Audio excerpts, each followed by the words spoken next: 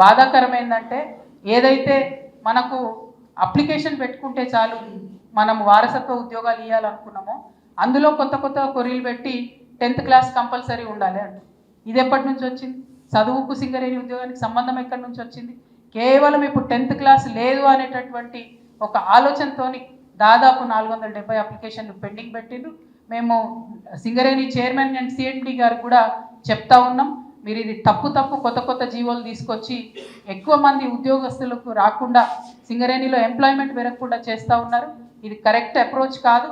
సింగరేణిలో చదువు ఉన్నా లేకున్నా ఉద్యోగాలు ఇచ్చేటటువంటి వెసులుబాటు ఉంది. మరీ ముఖ్యంగా వారసత్వ ఉద్యోగాలు కంప్లీట్గా చేయాలి కాబట్టి ఆ దిశగా ఆలోచన చేయాలని చెప్పి మేము చైర్మన్ గారికి కూడా తెలియజేస్తూ ఉన్నాం. అట్లానే అలియాస్ నేమ్స్ ఏవైతే ఉన్నాయో ఈ అలియాస్ నేమ్ మారు పేర్ల అంశం ఏదైతే ఉందో దీన్ని కేసీఆర్ గారు చాలా క్లారిటీగా చెప్పారు. అప్పుడు చూసి చూడనట్టుగా వదిలేయండి అని చెప్పింది. అంటే ఆ 10 సంవత్సరాలు చూసి చూడనట్టుగా వదిలేసినాం, వేలాది మంది యువకులకు ఉద్యోగాలు ఇచ్చుకోగలిగినాం. ఇప్పుడు కూడా అదే పాలసీ కొనసాగాలి సింగరేణిలో.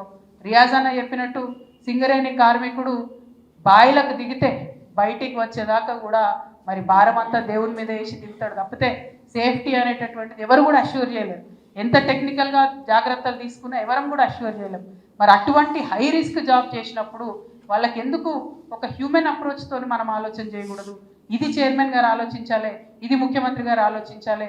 సింగరేణిలో ఖచ్చితంగా డిపెండెంట్ ఎంప్లాయ్మెంట్ని కొనసాగించే విధంగానే ఉండాలని చెప్పి నేను డిమాండ్ చేస్తూ ఉన్నాను.